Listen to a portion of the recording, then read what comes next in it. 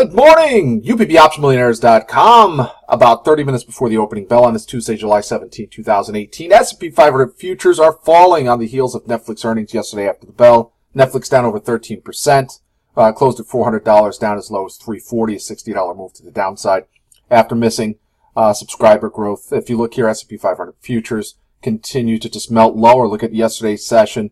We did try and bounce on occasion, but came up to this trendline resistance, continue to melt lower here to the 290 level in the overnight hours, just as European markets open for trade. That would be support here early this morning.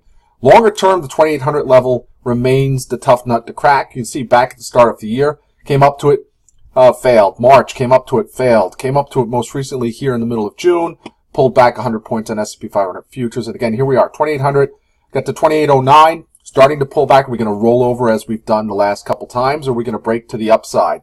I'm leaning a little bit this time. The more times we come up to that 2800 level, the greater chances that we're going to break above it. I think this time that will be the case. We're not going to see that big swoon to the downside. I think we're going to move up and ultimately break to new all-time record highs into the summer. Yeah, doesn't look like that's going to happen here if you look at the market here this morning with Netflix earnings. We do have a lot of earnings just kicking off this earnings season. We have a lot of earnings on the way. Financials are coming out here. We have Goldman Sachs this morning up, to 233. We have some upgrades this morning, despite the downside. A stock like Microsoft, which reports earnings soon in this earnings season, is breaking out new all-time record highs yesterday. Pulled back on 105. Analysts coming out upgrading the stock to 123 to 130, and I do think this breakout here is going to continue at least up to 110. We saw a big block of 110 calls go recently, I believe, for the end of July. So something to keep an eye on there. Microsoft. So we can see the rotation. You're even seeing it this morning with small caps. Despite the weakness with the S&P 500 and, of course, the NASDAQ, we saw small caps rallying a little bit here this morning. You see a little bit of rotation. We saw it yesterday. Financials and JP Morgan Chase reported earnings, kind of a shrug of the shoulders reaction on Friday. Well, guess what? Investors got out of bed on yesterday and bought the heck out of JP Morgan's stock. It could be the buybacks themselves, because now, out of that blackout period into the earnings report, JP Morgan Chase, which recently announced after the stress test that they're buying back more stock, $20 billion worth. And you see this move to the upside, almost 4%. JP Morgan Chase closing out at session highs, breaking out of the downside. You can draw a trend line across. We broke out yesterday. Huge candle to the upside is going to continue into the end of the week. Goldman Sachs this morning broke under 230 quickly on earnings, but again, looks poised here for a break. I'm looking for 240 calls this morning. I think that's what we're going to get to this week, regardless of what tech does, regardless of what the S&P 500 does. I think financials are turning around. Look at XLF. XLF prices tightening up here. We respected support at the end of June, start of July. And if we break out of this wedge here, going to set us up for new all-time record highs for financials into the summer, which will ultimately bring S&P 500 up to new all-time record highs. Remember, NASDAQ, new all-time record highs, despite the swoon that we saw at the start of the year. If you look at NASDAQ futures, pull up the NASDAQ 100 futures, you can see at the start of the year, we hit new all-time record highs for NASDAQ. Well, guess what? Another one in March, and then we hit another one in June. We hit another one here in July. S&P 500, not so much. We've actually not hit a new all-time record high since the start of the year. So I think the baton is being passed here, at least short to medium term here. We're going to get the NASDAQ passing to the baton of financials to Dow Jones Industrial Average as well. If you pull up a chart of the DIA, the diamonds has not hit a new all-time record high. Look at the start of the year.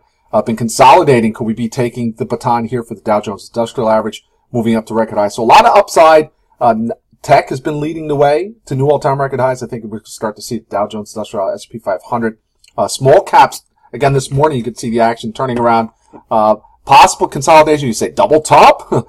Consolidation here after the move to record highs, and I think ultimately break over 170. Some names to watch. Caterpillar was actually downgraded from a conviction buy to just a buy, although the chart looks terribly bearish here for Caterpillar. Can you imagine the test back in under 100? Certainly looks break out of this wedge to the downside, a bear flag. Not as bearish, but pretty close. John Deere also downgraded from conviction buy at Goldman Spectacular. And you can see support. We break that support, certainly opens up the door for further downside. To the upside, Snap out with some news this morning. I do think Snap here in this nice consolidation pattern is going to break back up to 15, so something to watch for. And finally, looking at Energy XLE, which has come up to a really tough nut to crack here. You can see it's been really beaten around here at this former support resistance level. wherever it breaks from here, certainly going to dictate we're either going to get a move to 67 or we're going to get a move up to 90. If you look long-term chart from the 10-year, a breakout to new record highs possible that we saw in the middle of 2014, or a breakdown to support at 67. I think once we start to separate from the support resistance line, we'll get a better idea. But certainly something to watch for is the options, especially when it starts to consolidate, are pretty attractive. And finally, a lot of earnings this week. We have IBM and Domino's Pizza at the end of the week, and earnings really picking up next week. So there's going to be a lot of sharp moves in the market. But I do overall think that we're going to head higher here into the summer. Despite, look at all the negativity out there. A lot of negative headlines. And I think despite that, the market's going to continue to do what it's done throughout the negative headlines, and that's move higher. UPBOptionMillionaires.com. We'll see you in the chat room. Have a great trading day.